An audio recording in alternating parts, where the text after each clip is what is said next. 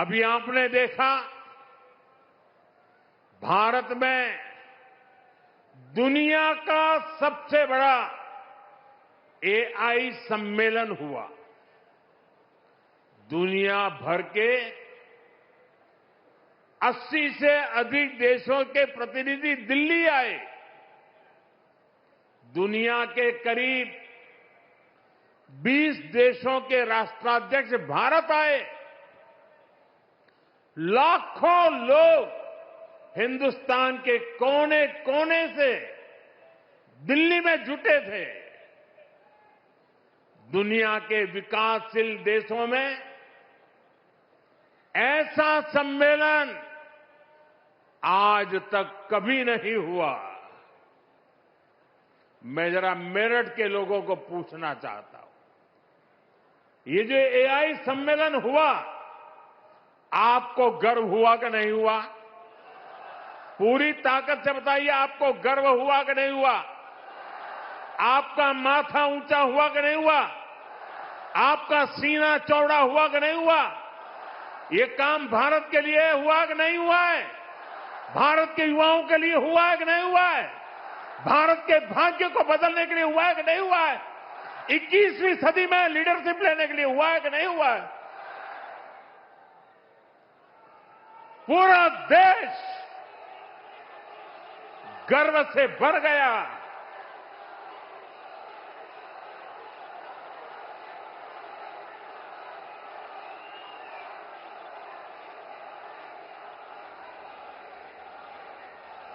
लेकिन कांग्रेस और इसके इकोसिस्टम ने क्या किया? साथियों, कांग्रेस ने भारत के एक वैश्विक आयोजन को अपनी गंदी और नंगी राजनीति का अखाड़ा बना दिया।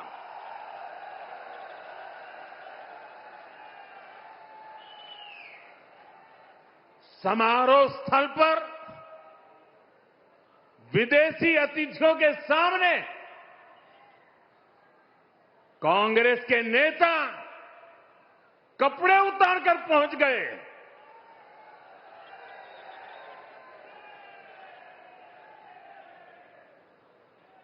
मैं कांग्रेस वालों को पूछता हूं,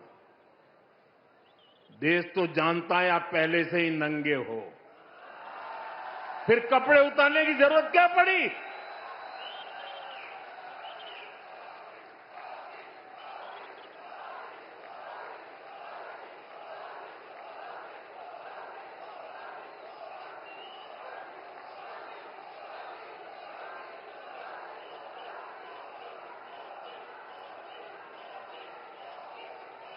कांग्रेस के नेताओं ने वहां जो कुछ किया वो दिखाता है कि देश की सबसे पुरानी पार्टी वैचारिक रूप से कितनी दिवालिया हो गई है, कितनी दरिद्र हो गई है। साथियों, कोई कल्पना नहीं कर सकता। हम तो वो लोग हैं जो गांव में किसी के यहां शादी ब्याह होता है तो पूरा गांव उसे सफल बनाने में जी जान से जुट जाता है, ताकि मेहमान गांव की एक अच्छी छवि लेकर जाएं। कांग्रेस तो अपने ही देश को बदनाम करने में जुटी है। साथियों, कांग्रेस के नेताओं को मोदी से नफरत है। ये लोग मेरी कब्र खोदना चाहते हैं। मेरी मां को गाली देने से भी उनको कोई परहेज नहीं है। उन्हें भाजपा से विरोध है, उन्हें एनडीए से विरोध है। ठीक है, आपकी राजनीति में यही करना जरूरी है, चलो भाई समझ सकते हैं, हम इसको भी सहन कर लेंगे। लेकिन कांग्रेस को याद रखना चाहिए था कि एआई ग्लोबल समिट ये बीजेपी का समारोह नहीं था और न ही उस समय बीजेपी का कोई नेता वहां मौजूद था। ये देश का कार्यक्रम था, देश के सम्मान का कार्यक्रम था, देश के लोगों के पसीने से। लेकिन कांग्रेस ने परसों सारी मर्यादाएं तोड़ दी और पूरा देश कांग्रेस की इस रीति नीति पर थू थू हो रही है। लेकिन दुर्भाग्य देखिए, इतनी पुरानी पार्टी के नेता लाजने के बजाय गाजते हैं, बेशर्मी के साथ देश की बेइज्जती करने वालों का जयकारा कर रहे हैं।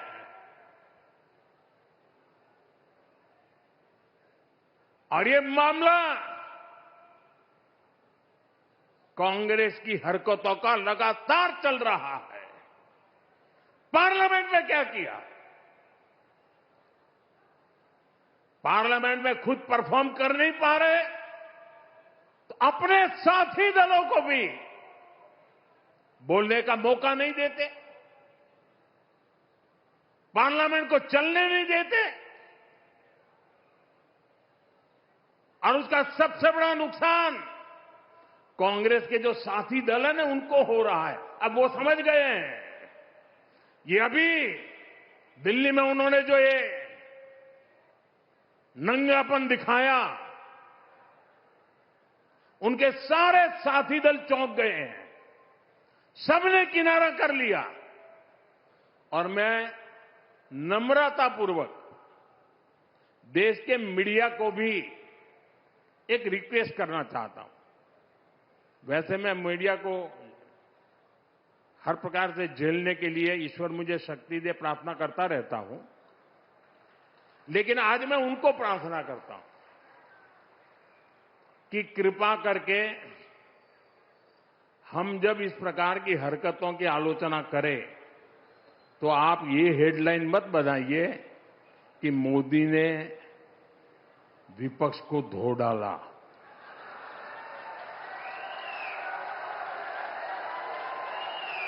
आप कांग्रेस को बचाने की ये चालाकियां बंद कीजिए। ये विपक्ष करके आप कांग्रेस को बचा रहे हैं और विपक्ष में जो और साथी बैठे हैं वो भी समझ गए हैं कि पाप कांग्रेस करती है और भुगतना उनको पड़ता है। और कांग्रेस की इकोसिस्टम हर बार बच के निकलने का एक खेल खेलती है कि पाप कांग्रेस करे, आलोचना कांग्रेस की हो, गुस्सा कांग्रेस पर हो, लेकिन मीडिया में कांग्रेस नहीं दिखती, विपक्ष शब्द दिखता है। क्यों भाई? क्यों कांग्रेस को बचा रहे हो? ऐसा करने से आप न कांग्रेस को बचा पाते हो, न कांग्रेस को सुधरने के लिए मजबूर करते हो। अगर आप एक बार छापना शुरू कर दोगे, बोलना शुरू कर दोगे, ये जनरल विपक्ष का दोष है। और देखिए दिल्ली में जो हुआ, क्या उसमें कोई टीएमसी के लोगों ने पाप किया है? नहीं किया है। डीएमके के लोगों ने पाप किया है? नहीं किया है। बसपा के लोगों ने पाप किया है? नहीं किया है। फारूक अब्दुल्ला जी की पार्टी ने पाप किया है? नहीं किया है। सिर्फ और सिर्फ सरफरे नेता, कांग्रेस के बेलगाम नेता देश को तबाह करने पर तुले हुए हैं। अगर आपको प्रधानमंत्री की कुर्सी पर बैठना है तो पहले आपको जनता के दिल जीतने पड़ेंगे।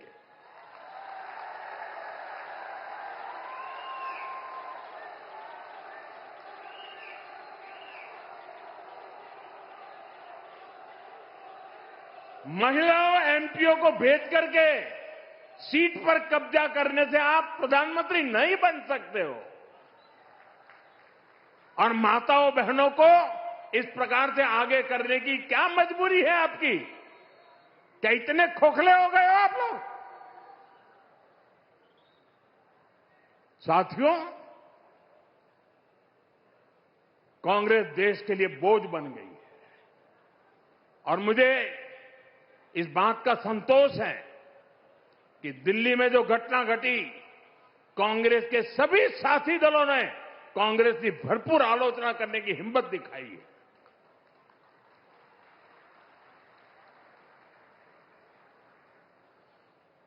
मैं विपक्ष के इन साथियों का सच्चाई के साथ और देश के गौरव के साथ खड़े रहकर रहने के लिए उनका मैं सार्वजनिक रूप से आभार व्यक्त करता हूं।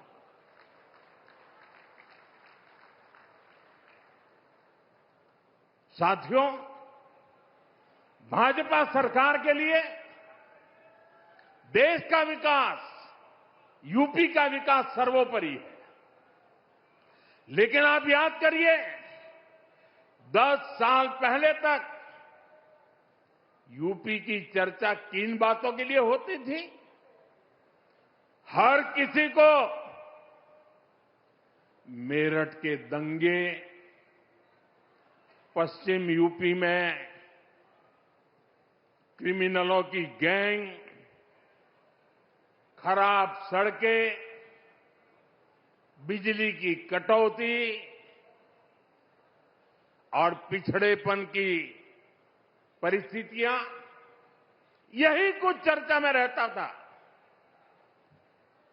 पश्चिमी यूपी के अपराध पर फिल्में बनती थी, फिल्में। सपा सरकार ने यूपी का ये हाल करके रखा था। लेकिन आज यूपी को विकास के लिए जाना जा रहा है। आज हमारे यूपी को ब्रह्मोस के लिए मोबाइल फोन बनाने और एयरपोर्ट के लिए पर्यटकों की सुविधा लगातार बढ़ती संख्या के लिए जाना जाता है।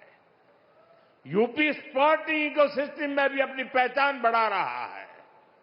मेरठ में स्पोर्ट्स यूनिवर्सिटी का काम तेजी से पूरा किया जा रहा है। साथियों, सपा राज में जो अपराधी बेखौफ घुमा करते थे, वो आज योगी जी की सरकार में जेलों में दिन बिता रहे हैं। आज किसी की हिम्मत नहीं है कि कॉलेज से पढ़कर निकल रही हमारी किसी बेटी का अपमान कर सके। साथियों, जब कानून व्यवस्था सुधरती है तो व्यापार, कारोबार और दुकानदारी के लिए भी माहौल बनता है। इसलिए आज यूपी की अर्थव्यवस्था में भी जबरदस्त उछाल देखने को मिल रहा है। योगी जी के नेतृत्व में यूपी देश का बड़ा मैन्युफैक्चरिंग हब बन रहा है। कल ही मुझे यूपी की पहली सेमी कंडक्टर फैक्ट्री का शिलान्यास करने का अवसर मिला है। इस सेमी कंडक्टर फैक्ट्री के बनने से यूपी का सामर्थ्य और ज्यादा बढ़ जाएगा। इससे यहां नए निवेश, नए रोजगार के लिए अद्भुत संभावनाएं बनेगी।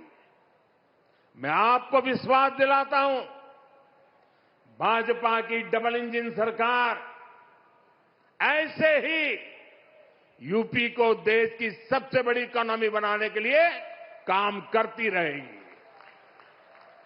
यूपी विकसित होगा तो ही भारत विकसित होगा।